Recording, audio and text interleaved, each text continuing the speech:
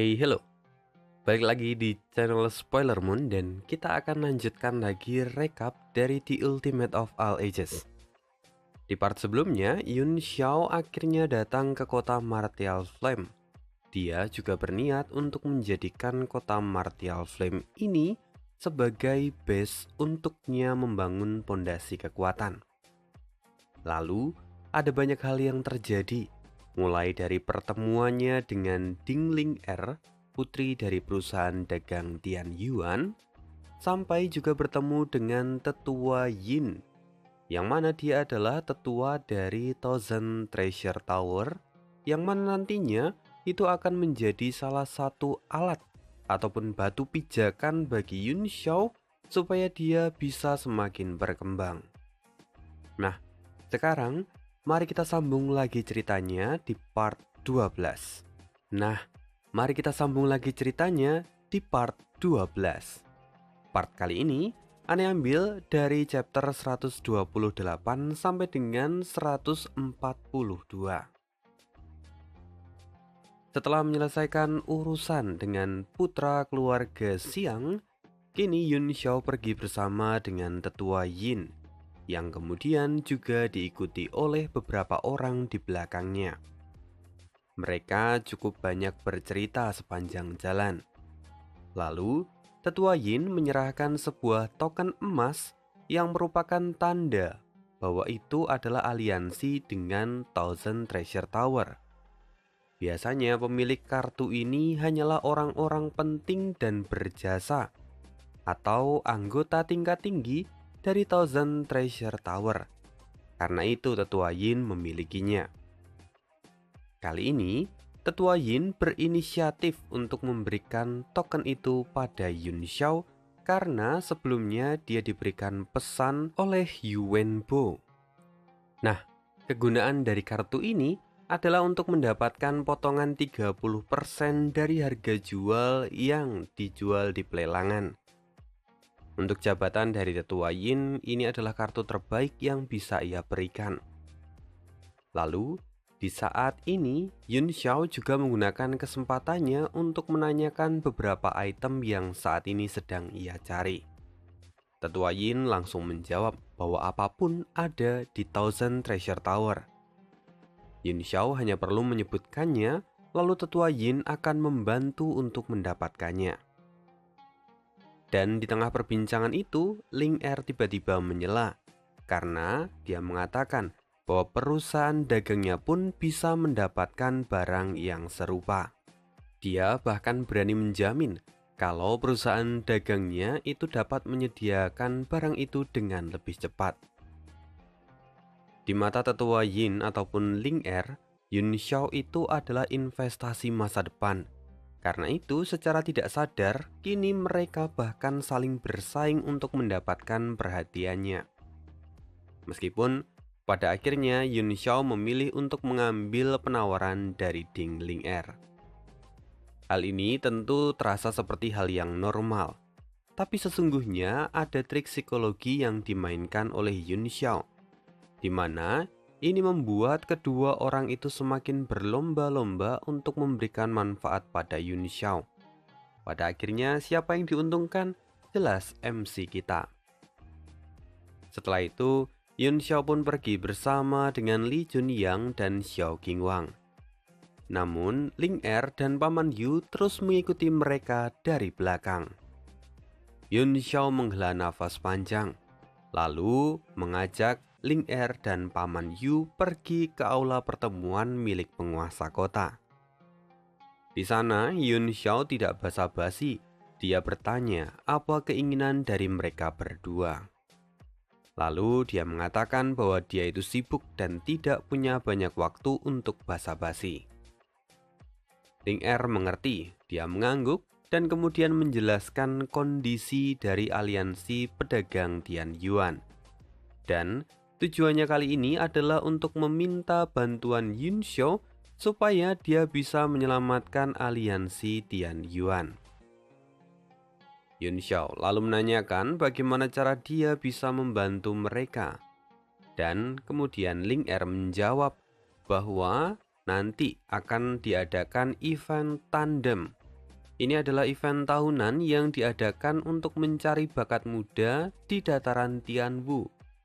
Event ini akan dihadiri oleh aliansi pedagang lainnya, yang mana masing-masing akan mengirimkan perwakilannya untuk unjuk bakat. Setelah itu, peringkat mereka akan ditentukan berdasarkan unjuk bakat dari perwakilan mereka. Dan jika mereka ada di urutan terakhir, maka itu akan menjadi akhir bagi perusahaan dagang Tianyuan. Padahal, saat ini peringkat mereka itu ada di peringkat ke-17 dari 20 perusahaan dagang. Memang terkesan terdengar aman, tapi saat ini mereka sendiri kekurangan bakat untuk bisa menjamin posisi mereka pada event tandem ini. Ling Er kali ini meminta bantuan Yun Xiao supaya dia bisa menjadi perwakilan dari mereka. Tentu saja, perusahaan dagang Tianyuan akan memberikan kompensasi yang menguntungkan untuk Yun Xiao jika dia mau. Mendengar itu, Yun Xiao mengerti apa yang mereka inginkan. Lalu dia memutuskan untuk mau membantu, tapi dengan syarat bahwa perusahaan dagang Tianyuan harus membayar di muka. Yun Xiao ingin memberikan batas waktu kurang dari setengah tahun untuk pelunasannya. Ini adalah kondisi yang berat untuk perusahaan dagang Tianyuan saat ini. Apalagi kalau kesepakatannya adalah membayar di muka. Itu jujur saja agak tidak wajar. Lagi pula, mereka ini basicnya adalah pedagang. Jadi mereka tidak mungkin akan menginvestasikan sesuatu tanpa perhitungan yang matang. Paman Yu menyampaikan semua itu. Namun Yun Xiao tidak mau mendengar apapun yang dikatakan oleh Paman Yu. Dia bahkan meminta mereka untuk pergi jika memang tidak mau menyetujui syarat yang Yun Xiao berikan. Ling Er cukup kewalahan dengan sikap dari Yun Xiao ini. Lalu dia bertanya, kalau begitu, berapa bayaran yang diminta oleh Yun Xiao? Dan tanpa ragu Yun Xiao mengatakan bahwa dia ingin 50 kapal terbang. Mendengar itu, Paman Yu menjadi sangat marah. Lagi pula kapal terbang itu sangatlah mahal. Tapi Yun Xiao kembali mengancam untuk tidak melanjutkan kesepakatan ini jika memang mereka tidak mau menerima syaratnya. Ling Er segera menyela. Dia tidak ingin kehilangan Yun Xiao. Dia berjanji akan segera memenuhi permintaan dari Yun Xiao. Kemudian Yun Xiao menyeringai dan dia berkata lagi bahwa dia bisa membawa perusahaan dagang Tianyuan menjadi peringkat 1 dalam event ini jika mereka mau membayar 150 kapal terbang. Ini sungguh mengejutkan. Namun Ling Er merasa bahwa itu bukan sesuatu yang tidak mungkin di tangan Yun Xiao. Entah mengapa, dia merasa seperti itu. Mungkin itu berkat intuisi pedagang yang mengalir dalam darahnya. Ling Er berpikir sejenak. Lalu dia memberanikan diri untuk meminta waktu guna mengumpulkan apa yang Yun Xiao minta. Tapi Yun Xiao mengatakan bahwa dia tidak bisa menunggu lama. Karena itu, Yun Xiao bertanya berapa banyak yang perusahaan dagang Tianyuan miliki saat ini. Ling Er menjawab bahwa saat ini mereka memiliki 30 kapal terbang, 3 kapal perang, dan 3 kapal Tiger King tingkat 5. Mendengar ini Yun Xiao pun tertarik. Dia mengatakan bahwa ketiga kapal Tiger King itu dapat digunakan untuk mengganti 30 kapal terbang. Itu adalah pertukaran yang setara. Lalu, dia juga mengatakan bahwa perusahaan dagang Tianyuan juga bisa mengganti sisanya dengan menggunakan material tingkat 4 ataupun senjata Swan. Mendengar itu, Ling Er pun semakin bersemangat dan segera menyetujuinya. Dan kemudian, Ling Er serta Paman Yu telah menyelesaikan bisnisnya di sini, jadi mereka pun akhirnya keluar dari kediaman penguasa kota. Selama berjalan, Paman Yu bertanya pada Ling Er, bukankah dia terlalu berlebihan untuk Yun Xiao? Tapi Ling Er menjawab bahwa meski ini terkesan seperti investasi bodong, namun nalurinya sebagai seorang pedagang mengatakan bahwa semua ini akan mendatangkan banyak keuntungan untuk mereka. Sekarang, di saat yang sama, di aula pertemuan, Yun Xiao baru saja selesai menjelaskan kesepakatan yang baru dia buat. Hal ini tentu membuat kedua orang tua yang ada di sana terkejut. Namun lebih dari itu, ada rasa kagum pada Yun Xiao yang bisa membuat kesepakatan sebesar itu tanpa jaminan sedikit pun. Lalu, selain itu, ada hal yang harus mereka pikirkan sekarang. Hal itu adalah tentang keluarga Xingyang dan keluarga Cheng yang memiliki pengaruh besar di kerajaan Duxflam. Kedua putra mereka telah disingkirkan oleh Yun Xiao dan tentu mereka tidak akan tinggal diam.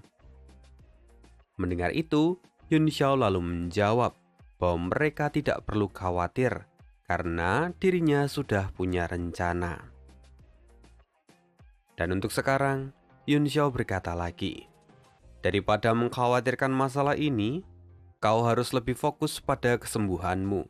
Dalam 1 bulan lagi, kau akan sembuh dan kau juga akan naik ke ranah Grandmaster. Ini mengejutkan, tapi Yun Xiao selalu punya kepercayaan diri yang besar, karena dia juga sudah punya rencana. Setelah itu Yun Xiao pun pergi.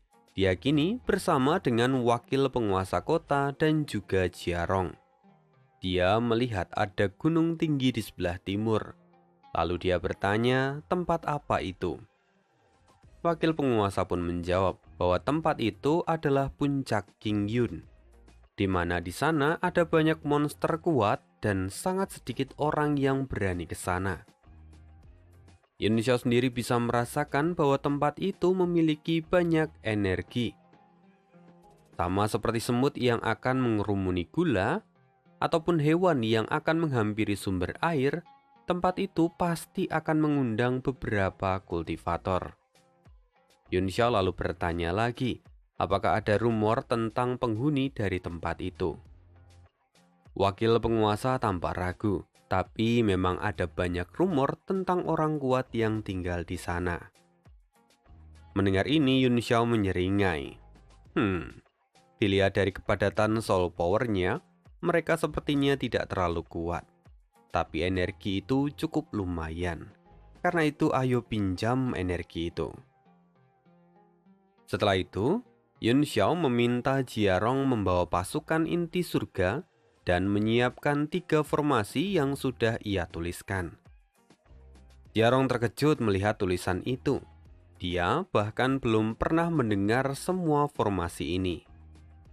Formasi itu sebenarnya adalah formasi Nine Dragon Soul Absorption, di mana formasi ini berfungsi untuk mengumpulkan soul power yang ada di sekitar atau area yang sudah ditargetkan. Ini adalah formasi tingkat tinggi yang tentunya sangat kuat. Kemudian Jiarong pun segera pergi menjalankan tugas itu. Lalu, setelah selesai urusannya dengan Jiarong dan wakil penguasa kota, Yun Xiao turun dan pergi bertemu dengan Meng Wu. Di sana, dia mendapatkan laporan kalau perusahaan dagang Tian Yuan baru saja mengirimkan berbagai item, serta Thousand Treasure Tower juga mengirimkan daftar barang yang akan dilelang. Melihat pekerjaan dari Meng Wu, Yun Xiao lalu memutuskan untuk menjadikan Meng Wu sebagai sekretarisnya. Meskipun awalnya Meng Wu menolak, tapi karena diberi kepercayaan oleh Yun Xiao, hal ini membuat Meng Wu tidak bisa menolaknya. Setelah itu, Yun Xiao pun kembali ke kamar tidurnya. Di sana dia kemudian mengeluarkan 2 barang yang ia dapatkan di pasar. Kedua barang itu adalah Soul Fruit dan Tiger King muda yang sudah mati. Yun Xiao lalu memakan Soul Fruit itu dan segera soul power-nya meledak dan kemudian membuat pertumbuhan kultivasinya pun menjadi semakin cepat. Setelah menyerap semua energi itu, Yun Xiao berhasil naik ke ranah martial master bintang 5. Setelah selesai, Yun Xiao lalu mengambil 2 taring dan darah dari Tiger King untuk digunakan menyempurnakan Black Lash. Setelah proses penyempurnaan, wujud Black Lash pun kini mulai berubah dengan warna yang dominan putih beserta list berwarna merah darah. Namun, karena penggunaan dari api Punix yang sangat murni, Black Lash yang disempurnakan naik tingkat ke tingkat yang lebih tinggi. Pada akhirnya, fenomena alam pun sampai terpanggil dan petir besar menyambar dari langit. Petir bahkan sampai menembus rumah penguasa kota dan kemudian menelan Black Lash. Debu beterbangan dan akhirnya Black Lash menunjukkan wajah barunya.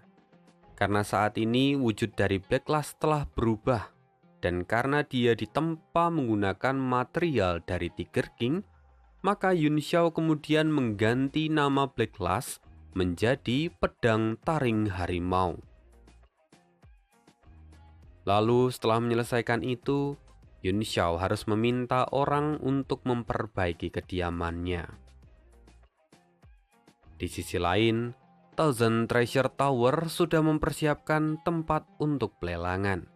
Mereka mengumumkan bahwa lokasinya adalah di alun-alun kota Martial Flame. Pelelangan ini dihadiri oleh orang-orang yang berstatus tinggi ataupun mereka yang memiliki gelar. Selain itu, ada juga ruangan khusus di lantai 2 yang dipenuhi oleh para tamu terhormat. Di hadapan semua orang, Su Shizhou selaku pemimpin cabang dari Thousand Treasure Tower dari kerajaan Dux Flame dipercaya untuk memberikan sambutan pada acara ini. Lalu, dia juga memperkenalkan Tuan Mei yang akan memandu jalannya pelelangan ini. Sementara itu, Su Shizhou sendiri tahu akan apa yang terjadi sebelum pelelangan. Karena itu, dia kini sembari mengawasi ruangan yang ditempati oleh Yun Xiao. Singkat cerita, pelelangan pun dimulai. Yun Xiao melihat Tuan Mei yang kini memimpin jalannya pelelangan. Dia tidak menyangka kalau anggota keluarga Mei sendiri sampai datang ke pelelangan di tanah terpencil seperti ini. Meng Bai pun bingung mendengar apa yang dikatakan oleh Yun Xiao. Lalu dia bertanya, siapa sebenarnya keluarga Mei ini? Yun Xiao lalu menjelaskan bahwa keluarga Mei itu adalah keluarga yang memiliki garis keturunan untuk merasakan nilai dari sebuah item ataupun harta karun berharga. Bahkan jika benda itu tidak diketahui, mereka tetap bisa menaksir nilainya dengan menggunakan indera yang mereka miliki. Tentu saja, setiap anggota keluarga Mei memiliki tingkat kepekaan yang berbeda dan mereka juga memiliki kemampuan yang berbeda.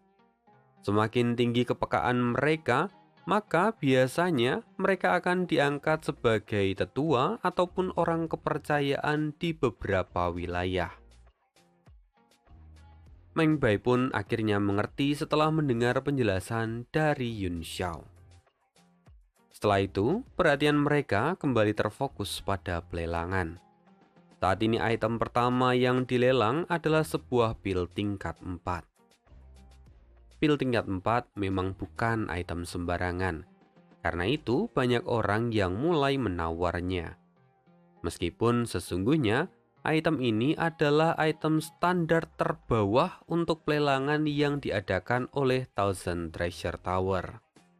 Ya, ini baru permulaan, maka yang keluar adalah item dengan kelas terbawah. Yun Xiao sendiri tidak terlalu tertarik jika itu adalah sebuah pil. Karena itu, dia lebih memilih bertanya, keluarga besar mana saja yang ikut dalam pelelangan ini. Lalu tetua Yin menyebutkan beberapa, Tapi Yun Xiao kemudian memotong. Yun Xiao bertanya, apakah keluarga Zhou ikut dalam pelelangan ini? Dan benar saja, mereka ikut dan ada di ruangan sebelah. Semua orang sendiri tahu bahwa sesungguhnya yang dicari Yun Xiao itu adalah Zhao Yusang. Perlahan seringai muncul di wajah Yun Xiao. Dia seolah sudah merencanakan sesuatu. Saat ini pelelangan terus berlanjut, dan yang dijual adalah sebuah senjata Suan tingkat 3. Kemudian yang berikutnya sesuatu yang menarik perhatian dari Yun Xiao. Item itu adalah tripod purple tingkat 5. Tripod ini bukan tungku biasa, karena tripod ini memiliki inti yang mampu menangkap inti bela diri. Lalu tripod ini juga dapat menghasilkan item dengan kualitas yang lebih tinggi. Terlebih, pembuat dari tripod ini tidak lain tidak bukan adalah Gu Feiyang. Ya, siapa yang menyangka kalau Yun Xiao akan bertemu dengan salah satu item kebanggaannya di masa lalu. Kini semua orang pun bersemangat. Tidak ada satupun di sana yang tidak tertarik dengan tripod ini. Tapi meski begitu, bagi mereka yang ada di bawah, tentu saja mereka tidak akan mampu bersaing dengan para tamu istimewa di lantai 2. Sementara itu, Yun Xiao berkata pada tetua Yin bahwa dia harus mendapatkan tripod ini apapun yang terjadi. Karena itu, dia ingin tetua Yin membantunya untuk mendapatkan tripod ini. Dalam sekejap, penawaran yang diberikan sudah mencapai 10.000 primordial stone tingkat atas. Ini adalah angka yang tinggi. Bahkan Yun Xiao tahu bahwa jika seluruh asetnya digabungkan, nilainya tidak akan lebih dari 12.000 primordial stone tingkat atas. Tapi Yun Xiao tidak gentar. Dia menaikkan penawarannya menjadi 12.000 primordial stone tingkat atas. Mendengar ini semua orang pun menjadi gaduh. Sementara di sisi lain, di ruangan nomor 3, Xin Ruyu, pangeran dari kerajaan Duxflame tampak sedikit tertarik. Lalu dia bertanya pada pengawalnya, siapa yang ada di ruangan sebelah. Pengawal itu mengatakan bahwa dia tidak bisa merasakan orang yang ada di sebelah, karena Universal Detect miliknya telah diblokir. Dia hanya tahu bahwa ada refiner tingkat 4 yang ada di seberang sana. Mendengar itu Pangeran Xin menghela nafas lalu kembali menaikkan harganya. Saat ini dia menawar 15.000 primordial stone tingkat atas. Yun Xiao menghela nafas. Dia agak kecewa karena sekarang dia baru tahu bahwa item buatannya itu sangatlah mahal. Jika dia tahu sejak dulu, dia pasti sudah menjualnya sejak lama. Tuan Mei lalu merasa tidak ada yang ingin menaikkannya lagi, dan dia mulai menghitung mundur. 18.000 primordial stone tingkat atas. Tiba-tiba sebuah suara terdengar menaikkan harganya lagi. Pangeran Xin menghela nafas panjang. Dia tidak menyangka kalau keluarga Zhou berusaha sekeras ini untuk mendapatkannya. Kembali, Tuan Mei menghitung mundur. Di dalam kamarnya, Zhou Juan adalah salah satu tuan muda dari keluarga Zhou yang kini tampak khawatir. Lagi pula, ini adalah pertaruhan yang besar. Sampai akhirnya, palu pun diketuk dan Zhou Juan dinobatkan sebagai pemenangnya.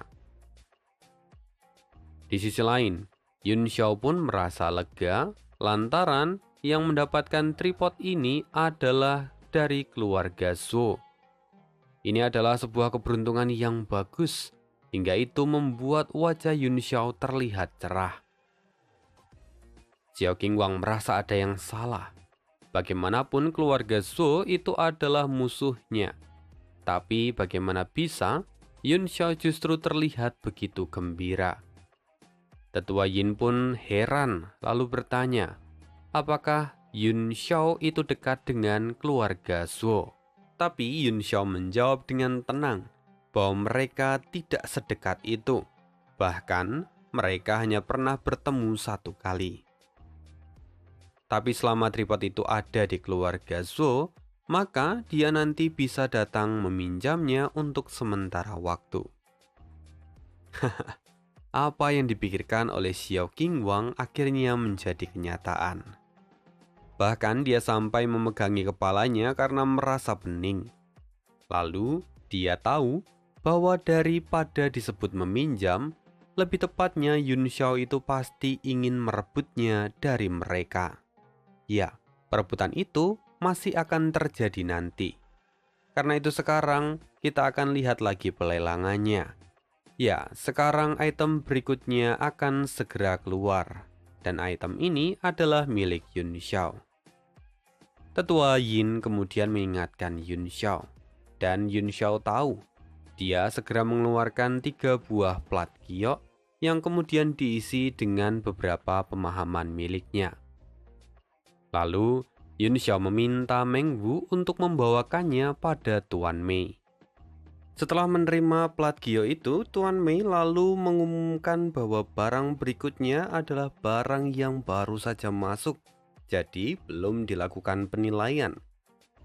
Tuan Mei kemudian menggunakan kemampuannya untuk menilai informasi yang ada di dalam plat giok itu. Wajah Tuan Mei menjadi serius dan keringat mulai mengalir deras. Namun sayang, tiba-tiba dia terkejut dan muntah darah. Semua orang menjadi panik, bahkan Tetua Yin pun ketakutan setengah mati. Su Zizou datang dan mengambil plat giok itu. Lalu dia bertanya pada Tuan Mei, apakah ada yang salah dengan plat ini? Tuan Mei berusaha bangun dan dia berkata bahwa di dalam plat itu terdapat informasi di atas tingkat 6. Karena itu, dia tidak mampu melihat isinya. Bahkan dia sampai terkena rebound karena serangan balik. Tuan Mei sungguh malu dan menyesal. Kalau dia tahu bahwa ada item di atas tingkat 6, dia pasti tidak akan berani mengisi pelelangan ini. Lalu, Tuan Mei kembali meminta maaf. Tetua Yin pun terkejut. Informasi di atas tingkat 6, rupanya itu dituliskan oleh Yun Xiao, yang adalah seorang anak berusia 15 tahun. Sekarang di luar, semua orang gempar dengan munculnya item yang tingkatnya di atas tingkat 6. Ini adalah sesuatu yang sangat berharga. Karena itu untuk menghindari hal-hal yang tidak diinginkan, pihak dari Thousand Treasure Tower langsung mengunci seluruh alun-alun itu. Mereka segera mendirikan pelindung dan siapapun yang berani keluar dari sana akan langsung dieksekusi di tempat. Su Zizou langsung bertanya pada Meng Wu, informasi apa sebenarnya yang ada di dalam plat giok itu? Yun Xiao kemudian mengirimkan transmisi suara pada Meng Wu. Lalu Meng Wu menjawab sesuai dengan apa yang dikatakan oleh Yun Xiao. Meng Wu berkata bahwa informasi di dalam plat itu berisi resep untuk pil Yuan Laser Sun tingkat 7. Teknik pembuatan Five Mountain Down Gown. Lalu yang terakhir adalah desain dari pedang Ascent Wolf tingkat 7. Ketiga plat itu berisikan informasi yang setara dengan item tingkat 7. Su Zizou sekali lagi memastikan, namun Meng Wu menjawab bahwa selama Tuan Muda Yun yang mengatakannya, jelas itu tidak mungkin salah. Dan pada akhirnya, ketiga plat itu kemudian dijual secara terpisah. Karena kalau misalnya dijual dalam satu paket bundle, rasa-rasanya tidak akan ada orang yang mampu membeli di tempat itu. Lalu setelah itu, Yun Xiao pun setuju dan plat itu dijual terpisah. Tuan Mei dan Meng Wu kemudian menjelaskan secara bergantian apa yang menjadi kelebihan keunggulan dari informasi yang ada di dalam ketiga plat itu. Kini semua orang di sana tidak ada yang tidak tergiur pada ketiga plat ini. Bahkan Su Zizou yang adalah penyelenggara dari pelelangan ini berpikir untuk memecahkan celengannya untuk mendapatkan salah satu dari ketiga plat ini. Lalu, pada akhirnya, ketiga plat ini terjual. Susi Shou mendapatkan resep pil Yuan peringkat 7 seperti yang ia harapkan. Sementara Pangeran Yin Ruyu membeli gaun Five Mountain Down. Dan seorang tamu VIP di lantai 2 membeli desain pedang Ascent Wolf. Ketiga item ini memang sangat mahal. Jadi karena itu Yun Xiao langsung kaya mendadak. Sementara itu di belakang panggung, Susi Shou langsung memerintahkan untuk menghentikan penyelidikan terhadap Yun Xiao. Sebelumnya, Susi Shou memang sangat ingin tahu siapa sebenarnya Yun Xiao ini. Namun, setelah melihat item yang ia jual, jelas bahwa Yun Xiao itu bukanlah orang biasa yang boleh ia sentuh. Susi Shou yakin kalau di belakang Yun Xiao pasti ada orang yang sangat kuat dan tidak boleh diganggu. Sekarang, pelelangan kembali dilanjutkan. Item berikutnya adalah sebuah alat yang dapat melatih kemampuan jiwa. Terlebih, efektivitas dari alat ini mencapai 1 km. Ini adalah alat yang sangat-sangat efisien. Yun Xiao langsung menawar benda itu dengan harga 5.000 primordial stone tingkat tinggi. Kemudian ada yang menawarnya dengan harga 6.000, tapi Yun Xiao langsung menaikkannya menjadi 10.000 primordial stone tingkat tinggi. Ya, orang kaya mah bebas, mau dinaikkan seberapa juga digas. Tapi Pangeran Yin mencoba mengganggu Yun Xiao. Dia menaikkan harganya lagi menjadi 12.000 primordial stone tingkat atas. Yun Xiao pun tidak terima. Dia menaikkannya lagi menjadi 15.000. Persaingan terus berlanjut. 16.000, 17.000, 18.000, 20.000 tawaran terakhir Yun Xiao. Akhirnya terjuallah alat itu dengan harga 20.000 primordial stone tingkat tinggi. Jujur ini adalah kerugian untuk Yun Xiao, tapi Yun Xiao membutuhkan alat ini. Karena itu, Yun Xiao menjadi sangat marah pada Pangeran Yin yang sengaja mencari gara-gara dengannya. Kemarahannya pun meningkat dan dia bersumpah akan membuat mereka membayar ratusan hingga ribuan kali lebih besar daripada kerugian yang ia alami hari ini. Yun Xiao lalu memberi beberapa arahan pada Meng Wu. Setelah itu Yun Xiao kemudian mengucapkan terima kasih pada tetua Yin dan dia meninggalkan tempat pelelangan. Sesungguhnya di sini tetua Yin sempat menghentikan Yun Xiao dan mengatakan bahwa pelelangan belum selesai. Tapi Yun Xiao mengatakan bahwa dia sudah mendapatkan apa yang dia mau. Karena itu dia akan pergi sekarang. Sementara itu, Meng Wu dia pergi terpisah dan menjalankan tugas dari Yun Xiao. Setelah keluar dari ruangan, Zhang Qingfan sudah tampak panik. Dia bertanya, apakah Yun Xiao mau menyerang keluarga Xin. Tapi Yun Xiao dengan santai mengatakan bahwa dia tidak akan melakukannya sekarang. Karena keluarga Xin harus menunggu gilirannya. Sekarang yang menjadi urusan Yun Xiao adalah keluarga Zhou. Mendengar itu ekspresi Zhang Qingfan yang sebelumnya tampak sumringah karena mereka tidak perlu menyerang keluarga Xin, seketika berubah menjadi suram. Karena pada akhirnya mereka tetap harus menyerang keluarga Zhou. Yun Xiao tahu bahwa saat ini kekuatan musuh jauh lebih tinggi daripada mereka. Karena itu, tentu keluarga Zhou bukanlah lawan yang mudah. Karena itu mereka sendiri perlu membuat rencana. Alasan ini juga yang membuat Yun Xiao pergi dari pelelangan lebih awal karena mereka harus menyiapkan jebakan di jalan. Singkat cerita, mereka pun akhirnya pergi. Dan pada akhirnya pelelangannya pun berakhir. Meng Wu datang ke panggung dan kemudian memberi pengumuman. dia mengatakan bahwa saat ini penguasa kota Martial Flame, yaitu Yun Xiao, sedang berencana untuk memperluas kota dan ingin meminta bantuan dari semua orang. Tentu, siapapun yang mau membantu akan mendapatkan hadiah yang layak. Bagi mereka yang ada di tingkat Martial Master, maka akan menerima 1 senjata Swan tingkat 2, 10 pil tingkat 2, dan 100 Primordial Stone.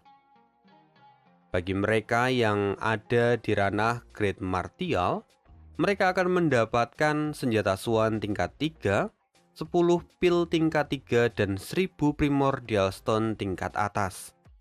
Lalu, untuk mereka yang ada di ranah Martial Lord, mereka akan menerima 1 senjata Swan tingkat 4, 10 pil tingkat 4, dan 10.000 Primordial Stone tingkat atas.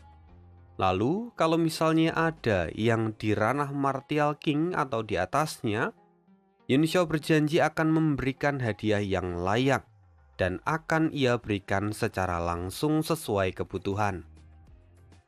Meng Bu kemudian mengatakan bahwa tentu mereka akan memberikan yang terbaik. Jadi bagi siapapun yang mau bergabung, mereka akan menyambut semua orang. Namun tentu saja ada konsekuensi yang harus dijalankan. Bagi siapapun yang sudah menerima hadiah, tapi berani melarikan diri, maka tentu nyawa mereka adalah bayarannya. Mendengar itu, semua orang pun menjadi gempar. Ini adalah tawaran yang menarik, tapi di sisi lain ini juga adalah tawaran yang mematikan. Namun saat ini, yang jelas terekam di dalam pikiran semua orang adalah tempat ini memang bukan tempat biasa. Pasti ada sosok yang memiliki latar belakang yang besar di balik kota ini. Sementara itu, banyak orang yang mulai berspekulasi dengan pikiran mereka masing-masing. Dan Meng Bu melanjutkan pengumuman terakhirnya bahwa pendaftaran akan mulai dibuka besok di depan kediaman penguasa kota. Setelah itu semua orang pun pergi, termasuk orang-orang dari keluarga Zuo. Mereka kini pergi dengan menaiki kapal terbang. Lalu di tengah jalan, orang-orang dari keluarga Zuo ini dikejutkan karena lingkungan yang jauh berbeda dengan yang mereka lewati sebelumnya. Saat ini kanan dan kiri tempat itu terdapat tebing yang sangat tinggi. Orang-orang dari keluarga Zuo merasa ada yang salah. Lalu mereka memutuskan untuk putar balik. Tapi sebelum mereka beranjak, tebing yang ada di depan mereka runtuh dan kemudian menimpa mereka. Ketiga orang itu segera melarikan diri dan menghindari serangan ini. Mereka melihat kapal terbang mereka hancur. Boom! Sayangnya, semua itu hanyalah ilusi. Bahkan kapal terbang mereka pun masih utuh saat ini. Di tengah keterkejutan mereka, Yun Xiao kemudian keluar dengan jaring emas di tangannya. Jaring itu lalu ia gunakan untuk menangkap kapal terbang dari keluarga Zuo. Jaring ini juga adalah sebuah item khusus yang dapat mengubah ukuran dari kapal terbang. Melihat ini, orang-orang dari keluarga Zuo pun menjadi marah. Tapi Yun Xiao malah dengan santai memperkenalkan diri. Dia adalah penguasa dari kota Martial Flame. Lalu salah seorang dari mereka menanyakan maksud dari tindakan penguasa kota ini. Yun Xiao menjawab bahwa dia hanya ingin meminjam tripod yang mereka beli dari pelelangan. Mendengar itu, pria berkumis pun tertawa. Dia meremehkan Yun Xiao. Lalu orang yang lebih tua memutuskan untuk menyerang Yun Xiao. Tapi melihat serangan itu, Yun Xiao melambaikan tangannya. Dan bola energi itu meledak begitu saja. Tentu ini mengejutkan. Bagaimanapun itu adalah serangan dari seorang Martial King, sedangkan Yun Xiao hanyalah seorang Martial Master bintang 5. Sekali lagi, Zuo Chuan dari keluarga Zuo mencoba untuk bernegosiasi, tapi Yun Xiao tidak menganggapnya. Hal ini semakin memancing kemarahan mereka. dan Yun Xiao kembali diserang. Sebelum pukulan itu mendarat di tubuh Yun Xiao, Xiao Qingwang datang dan menahan pukulan itu. Lalu, dengan satu pukulan, Xiao Qingwang memukul mundur pria berkumis dari keluarga Zuo itu. Keluarga Zuo semakin tertekan. Lalu, yang paling tua bersiap menyerang. Hanya saja sebelum dia bergerak, dia sudah dikurung dengan menggunakan sebuah arai pengikat yang dikendalikan oleh Luo Yunsang dan Chen Dazeng. Meski orang tua ini meremehkan arai itu, tapi dia bahkan tidak mampu keluar setelah mencoba melepaskan beberapa pukulan. Ini adalah arai yang diberikan oleh Yun Xiao, jadi jelas itu sangatlah kuat. Sekarang orang tua itu menjadi semakin membabi buta dan terus menyerang. Lalu, sisanya di sana hanya ada Yun Xiao dan juga Zhou Chuan. Lalu pada akhirnya, mereka pun bertarung. Zhou Chuan kini menyerang Yun Xiao. Tapi Yun Xiao justru terlihat bersemangat dan menyeringai. Dia dengan cepat mundur dan menghindari setiap serangan dari Zhou Chuan.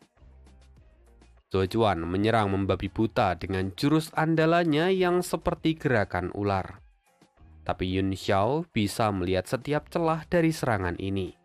Karena itu, dia bahkan masih menyilangkan tangannya di belakang punggung dan menghindari semuanya dengan mudah.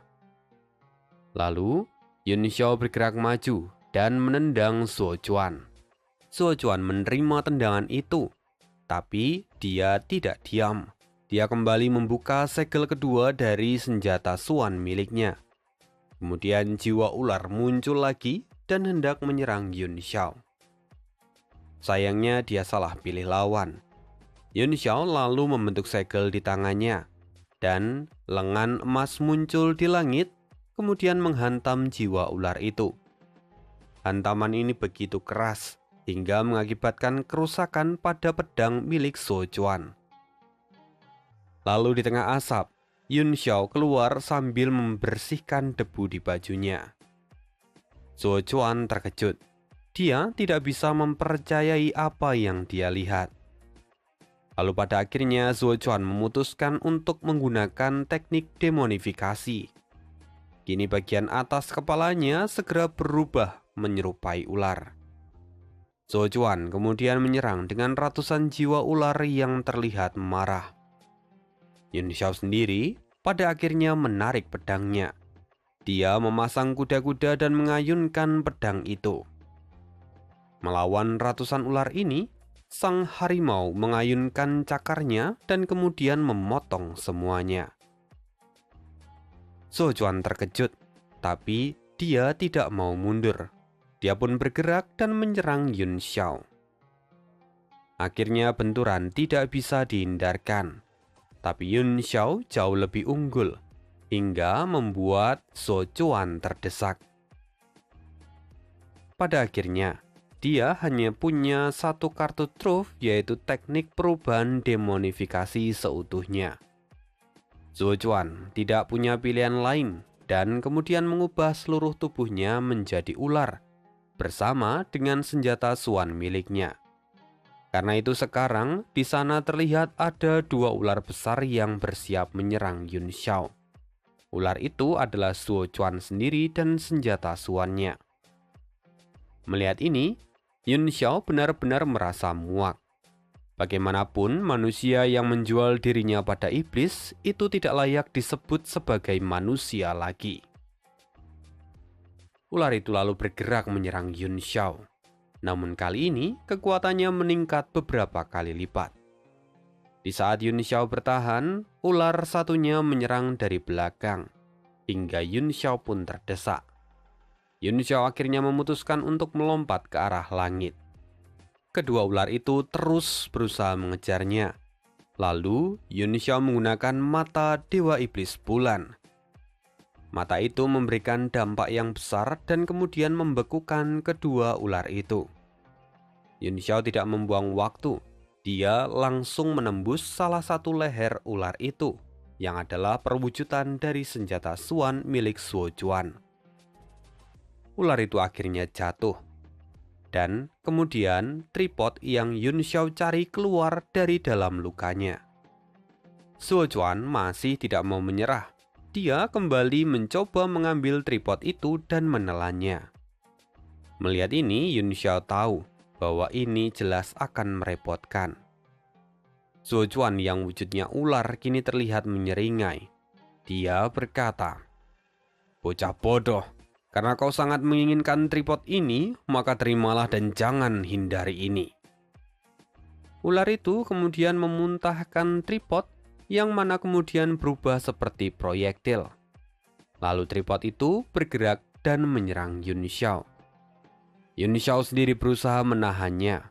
Lalu tripod itu akhirnya terpental dan kembali ditelan oleh ular itu.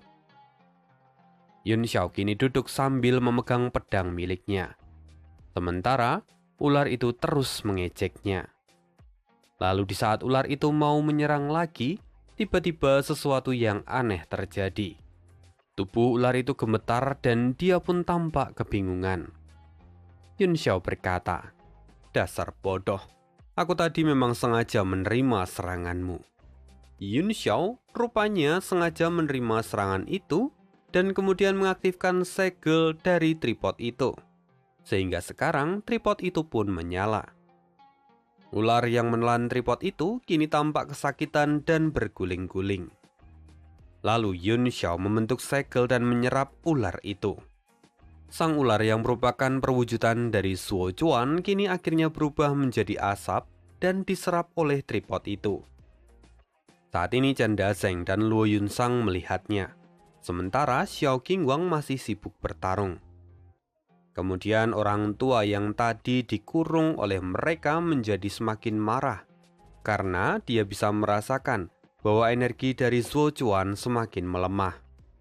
Lalu dengan kekuatan penuh dan dengan mengorbankan tangannya sendiri, orang tua itu menyerang hingga akhirnya Arai pun hancur. Orang tua itu langsung bergerak dan maju hendak menyerang Yun Xiao. Tapi Yun Xiao adalah pengendali dari tripod di sampingnya. Selain tripod itu dapat digunakan untuk pemurnian, tapi tripod ini kualitasnya juga tidak kalah dengan senjata Suan tingkat 5. Yun Xiao kemudian menggerakkan tripod itu untuk menahan serangan dari orang tua tadi. Pada titik ini, ular yang tadi sudah dikurung justru akhirnya berhasil keluar. Sayangnya, saat itu Xiao Qingwang datang dan menghajar ular itu. Yun Xiao tidak membuang kesempatan dan kembali menyerap ular itu dengan menggunakan tripodnya. Xiao Qingwang rupanya telah berhasil mengalahkan pria berjanggut yang sebelumnya ia lawan. Dan kini dia akan melindungi Yun Xiao dari orang tua yang mencoba menyerangnya. Sementara itu Yun Xiao kembali mengaktifkan tripod ini dan dia menggunakan ribuan segel di tangannya. Lalu Yun Xiao pun memulai pemurnian. Ular perwujudan dari Suo Chuan kini dijadikan bahan utama dalam proses pemurnian ini. Sementara Xiao Qingwang terus menahan orang tua yang tadi mencoba menyerang Yun Xiao. Dalam beberapa saat, akhirnya Yun Xiao mulai memadatkan pil, dan pil itu sungguh terbentuk. Pilnya berwarna ungu dengan tingkat kemurnian tertinggi. Lalu di saat yang sama, Xiao Qingwang pun berhasil menyelesaikan misinya. Dia sudah menghabisi 2 orang pria yang lain. Setelah melihat itu, Yun Xiao pun segera menyambutnya. Dia juga mengatakan bahwa dirinya memiliki hadiah untuk Xiao Qingwang, karena Xiao Qingwang telah membereskan kedua orang itu. Hadiah yang diberikan Yun Xiao tidak lain adalah pil ungu yang baru saja ia murnikan. Dan pil itu adalah tiket untuk Xiao Qingwang agar bisa menembus batasan yang selama ini mengikat dirinya. Melihat itu, Luo Yunsang dan juga Chen Dazeng mencoba menghentikan Xiao Qingwang. Tapi Xiao Qingwang justru menuduh mereka iri dan dia tidak peduli dengan mereka, lalu kemudian menelan pil itu. Yun Sang tidak tahan lalu kemudian muntah di tempat. Bagaimanapun, di mata Yun Sang itu adalah pil yang dibuat dari manusia. Sementara bagi Yun Xiao, dia tidak mempermasalahkannya karena pil itu ia buat dari iblis. Tidak peduli kalau sebelumnya dia adalah manusia, tapi setelah dia berubah menjadi iblis, tidak ada bedanya dia dengan bahan ramuan ataupun binatang lainnya. Lalu dalam sekejap, Xiao Qingwang akhirnya naik tingkat. Dia kini akhirnya naik menjadi Martial King bintang 9 dan luka yang ia derita selama bertahun-tahun pun kini telah sembuh total. Ini adalah sebuah berita yang menggembirakan. Namun setelah itu percakapan mereka pun berlanjut. Dan di saat itu Yun Xiao tidak bisa menyembunyikan kalau pil itu dibuat dari Xiao Chuan. Mendengar ini, Xiao Qingwang pun menjadi marah besar dan kemudian menghajar Yun Xiao di tempat. Kita akan kembali ke kota Martial Flame. Kini semua orang yang ada di sana terkejut ketika melihat Yun Xiao datang dengan babak belur. Lalu kemudian Chen Dazeng pun menceritakan semuanya. Lagi-lagi ini adalah berita yang menggembirakan sekaligus menggelikan. Bahkan Li Chunyang dan Li Changfeng pun tidak bisa menahan tawa mereka. Namun poin penting yang ingin disampaikan oleh Li Changfeng bahwa saat ini dia sudah berhasil menyelesaikan tugasnya, yaitu menyita semua uang yang digelapkan oleh pemerintahan sebelumnya. Dan bagi mereka yang tidak mau tunduk, Li Chunyang turun tangan dan menghabisi mereka. Mendengar semua ini, maka Yun Xiao bisa tenang bahwa keuangan dari kota Martial Flame tidak perlu dipikirkan lagi. Setelah itu Yun Xiao kemudian memutuskan untuk kembali dan berkultivasi, karena dia tahu bahwa musuh yang akan datang jelas semakin banyak dan semakin kuat. Lalu, sebelum dia pergi, dia juga memberi tugas pada semua orang yang ada di sana. Yun Xiao kini sudah kembali ke ruang pribadinya. Di sana dia kembali mengaktifkan tripod yang baru ia dapatkan. Arai segera terbentuk dan penyempurnaan pun dimulai. Lalu, singkat cerita, hari pun berganti. Di luar kediaman penguasa kota Martial Flame, kini sudah dipenuhi oleh banyak kultivator yang ingin bergabung dengan pasukan dari Yun Xiao. Lalu di depan semua orang, Li Changfeng datang dan memberi pengumuman. Karena dia datang bersama dengan harimau petir, maka semua orang yang sebelumnya banyak ngomong pun menjadi diam 1000 bahasa. Setelah itu, barulah Yun Xiao keluar bersama dengan orang-orangnya. Lalu semua orang diminta untuk berbaris dengan rapi. Siapapun yang melanggar akan langsung dicoret dari daftar. Lalu Yun Xiao sendirilah yang akan melakukan penilaian. Orang pertama lewat. Dia langsung mendaftar dan mendapatkan hadiahnya. Begitu juga yang kedua dan seterusnya. Melihat ini, semua orang pun menjadi semakin bersemangat. Dan hari ini ada banyak orang yang ikut mendaftar. Sampai pada malam hari, sesi itu akhirnya berakhir. Yun Xiao kemudian mengirimkan surat pada Ding Ling Er dan juga Tetua Yin, supaya mereka menyiapkan senjata Swan dan juga pil dalam jumlah yang besar. Tentu, Yun Xiao tidak hanya memintanya, tapi dia akan membelinya, meskipun dengan harga diskon.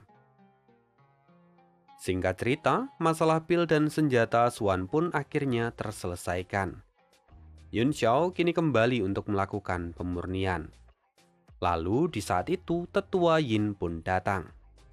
Tetua Yin cukup terkejut ketika melihat Yun Xiao memegang tripod yang seharusnya menjadi milik dari keluarga Zhuo. Yun Xiao sendiri hanya tertawa ketika mendengar pertanyaan dari Tetua Yin. Lalu, Tetua Yin sendiri bahkan tidak berani berkomentar banyak. Lagi pula, dia memang diminta oleh Yuan Bo untuk memperlakukan Yun Xiao dengan baik. Tapi pertemuan malam ini adalah sebuah kebetulan yang disengaja oleh Yun Xiao. Setelah menerima pesanannya, Yun Xiao lalu mengajak tetua Yin keluar. Kini mereka pergi ke tembok batas kota Martial Flame. Lalu orang-orang yang tadi sudah mendaftarkan diri, beberapa di antaranya memutuskan untuk melarikan diri dari kota Martial Flame. Orang-orang ini sungguh terlihat senang karena mereka berhasil mendapatkan banyak keuntungan tanpa harus bekerja.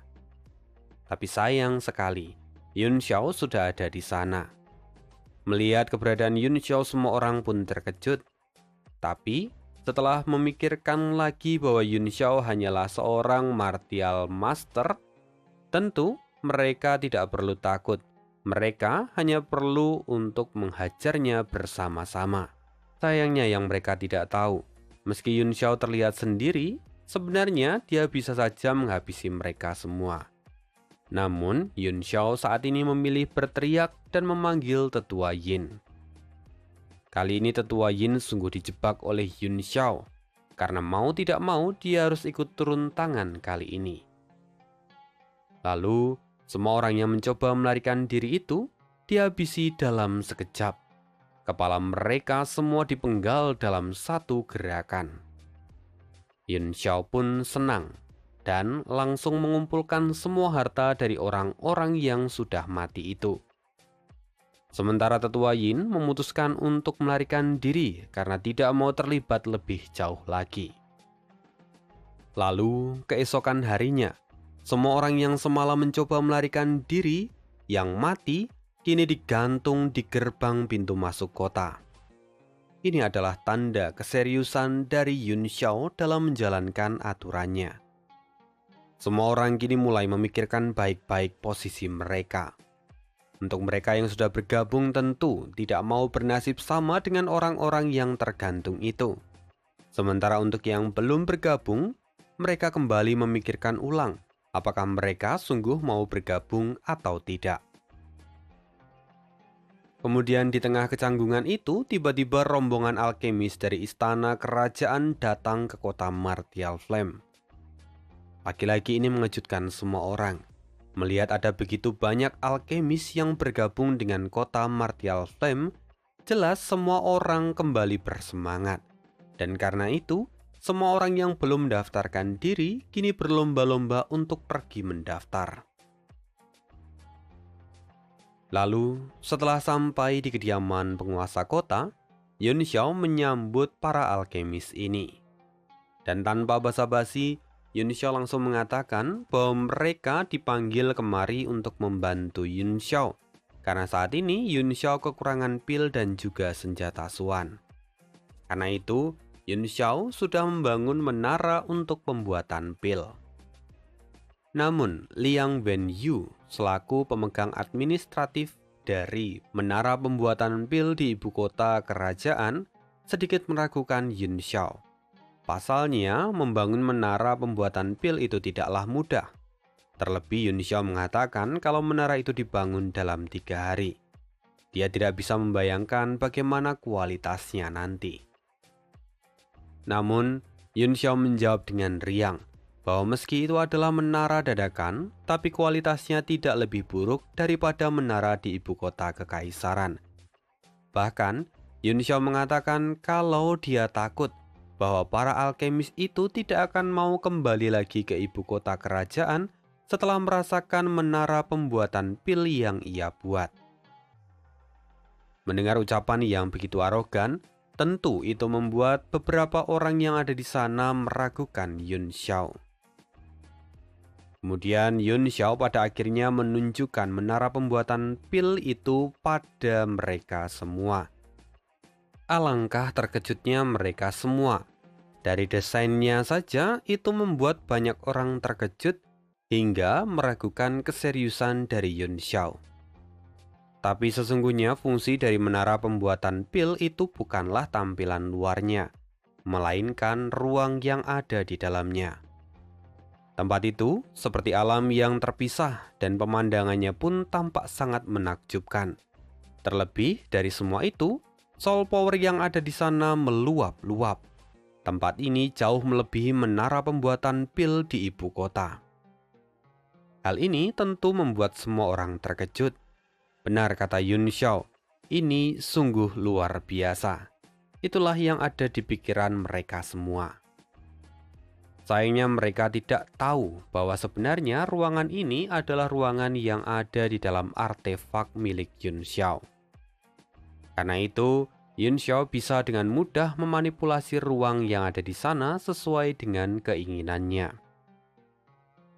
Setelah itu Yun Xiao juga menunjukkan alat yang ia beli di pelelangan, di mana alat itu bisa meningkatkan soul power dari para alkemis yang ada di sana. Tentu, semua itu bisa memancing perkembangan mereka ke tingkat yang lebih tinggi. Setelah itu, Yun Xiao lalu meminta mereka untuk segera membuat pil dan juga senjata Xuan. Sementara Yun Xiao juga memberikan bahan yang mereka butuhkan. Untuk pengaturan tempat ini, Yun Xiao mempercayakan tempat ini pada Zhang Qingfan dan Su Han. Namun, tiba-tiba saja Yun Xiao merasakan sesuatu. Dia segera berlari dan kemudian meminta Zhang Qingfan dan Su Han untuk segera mengikutinya. Akhirnya mereka bertiga pergi ke dalam sebuah gua. Di sana Jimeng tampak melayang di tengah sebuah arai. Yun Xiao tahu bahwa ini pasti efek dari arai yang dipasang oleh Jiarong di seluruh kota.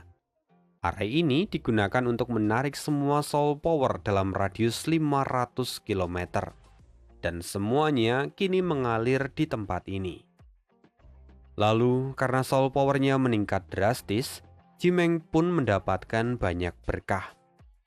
Saat ini tubuh Jimeng dipenuhi dengan energi, dan ini adalah waktu yang tepat untuk mengobati Jimeng tanpa meninggalkan luka. Karena itu, Yun Xiao meminta bantuan Zhang Qingfan dan Su Han untuk membantunya kalau nanti dia kehabisan stamina. Yun Xiao tidak membuang waktu, dia berjalan dengan tenang ke arah Jimeng. Lalu Yun Xiao mengeluarkan sebuah pil dan memasukkannya ke dalam mulut Jimeng. Segera energi kehidupan meluap-luap di dalam tubuh Jimeng. Lalu sekarang, karena terlalu banyak menyerap soul power, tubuh Jimeng akhirnya membesar. Dia sudah seperti seorang pria obesitas. Namun saat ini, Jimeng telah mendapatkan kembali kesadarannya. Karena itu, Yun Xiao segera memberikan arahan untuk mengatur energi kehidupan dan juga soul power yang ada di dalam tubuhnya. Sementara itu, Zhang Qingfan dan Su Han ikut membantu dari samping. Mereka berdua menyerap energi yang keluar dari tubuh Jimeng. Lalu, dalam sekejap, keduanya pun naik peringkat. Zhang Qingfan kini naik ke ranah Martial Master bintang 7, sedangkan Su Han naik ke ranah Martial Master bintang 4. Ini adalah sebuah prestasi untuk mereka berdua yang adalah seorang alkemis. Sementara Jimeng, akhirnya dia pun menerobos ke ranah Martial Lord bintang 5. Jimeng, Zhang Qingfan dan juga Su Han, mereka semua sepemikiran bahwa apa yang mereka capai hari ini itu tidak lepas berkat dari bantuan Yun Xiao. Karena itu ketiganya segera membungkukkan badan dengan tulus dan berterima kasih pada Yun Xiao. Namun, kejutan belum berakhir, sebuah getaran kembali terasa. Merasakan itu Yun Xiao kemudian meminta Zhang Qingfan dan Su Han untuk mengatur tempat ini. Sementara dia dan Jimeng akan pergi ke tempat yang lain. Dalam sekejap Yun Xiao dan Jimeng ada di halaman rumah penguasa kota. Dan di depan sana terlihat seorang laki-laki afro dengan baju berwarna hijau. Sementara semua orang kini tampak ketakutan dan menjaga jarak dengan pria itu. Memang, aura pria ini itu tidaklah biasa dan membuat semua orang takut. Meski penampilannya terlihat biasa saja, tapi dia ini sangatlah kuat. Melihat dia, Yun Xiao langsung maju dan menyapanya. Dia menanyakan ada urusan apa seorang Martial King bintang 9 datang ke tempat ini. Ini cukup mengejutkan, tapi Yun Xiao sungguh bisa merasakan auranya dengan akurat. Lalu pria itu mulai memperkenalkan diri. Namaku Mani Mani Mani, seorang martial king bintang 9. Jadi apakah aku bisa mendaftar? Ku dengar kalau seorang martial lord bergabung, maka dia akan diberikan senjata suan tingkat 4, 10 pil tingkat 4, 10.000 primordial stone tingkat atas. Maka kalau begitu, aku setidaknya bisa mendapatkan sebuah senjata suan tingkat 5, 10 pil tingkat 5, dan 100.000 primordial stone tingkat atas. Bukankah begitu? Yun Xiao lalu menjawab bahwa dia bisa membayarkan semua itu. Tapi untuk bagian pil, dia justru bertanya, apakah Mani membutuhkan pil jenis tertentu? Mani menjawab bahwa dia sesungguhnya membutuhkan pil Lucent Limitless Yuan. Saat mengatakan itu, tatapan Mani pun berubah menjadi serius. Sementara Yun Xiao dan yang lainnya terdiam. Melihat ini, Mani berkata bahwa selama ada 10 pil itu, dirinya akan bergabung dengan kota Martial Flame. Yun Xiao sendiri sedikit penasaran. Lalu, dia kemudian menggunakan Universal Detect miliknya untuk memeriksa Mani. Mani terkejut bahwa seorang Martial Master ingin memeriksa dirinya. Tapi, dia sendiri memiliki pertahanan untuk semua itu. Sayang sekali, di mata Yun Xiao pertahanan itu dapat dilewati dengan mudah. Sehingga itu membuat Mani terkejut dan menjadi waspada. Lalu, Yun Xiao berkata bahwa mereka memang tidak memiliki pil yang Mani minta. Tapi mereka punya hal lain yang bisa dijadikan sebagai sebuah kesepakatan. Sejujurnya Mani tidak tertarik dan dia langsung berbalik dan berniat untuk meninggalkan tempat itu. Yun Xiao terlihat tersenyum. Dia mengatakan bahwa dia memiliki sebuah teknik yang bernama Moonbreak. Mendengar itu langkah Mani langsung terhenti. Dia menoleh dengan tatapan tajam dan bertanya, "Siapa kau sebenarnya? Bagaimana kau bisa memiliki teknik itu?"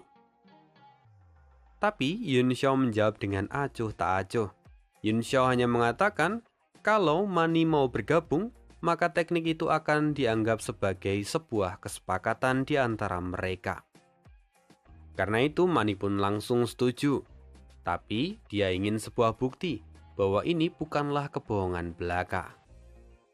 Yun Xiao lalu mengirimkan transmisi suara ke kepala Mani. Mendengar itu Mani menjadi bersemangat dan langsung memintanya pada Yun Xiao. Tapi Yun Xiao dengan santai mengatakan bahwa dia harus mengisi formulir terlebih dahulu. Mendengar itu Mani pun langsung berlari ke arah Meng Bu dan segera mendaftar. Dengan bergabungnya seorang Martial King bintang 9, tentu itu semakin membuat banyak orang bersemangat. Mereka semua pun kini ikut pergi dan mendaftar. Setelah menyelesaikan urusan di sana, Yun Xiao dan orang-orang kepercayaannya pun kembali masuk ke dalam ruangan penguasa kota. Di sana, Yun Xiao kemudian membawa semua orang masuk ke dalam monumen miliknya. Yun Xiao mengatakan bahwa selama mereka berlatih di sana, maka kultivasi mereka akan meningkat dengan cepat. Yun Xiao kemudian menunjukkan tempat di mana mereka bisa berkultivasi dengan tingkat soul power tertinggi. Nah, sekian dulu recap dari komik The Ultimate of Alleges dari part 128 sampai dengan 142. Mari kita sambung lagi di part berikutnya. Terima kasih, see you again, dan bye.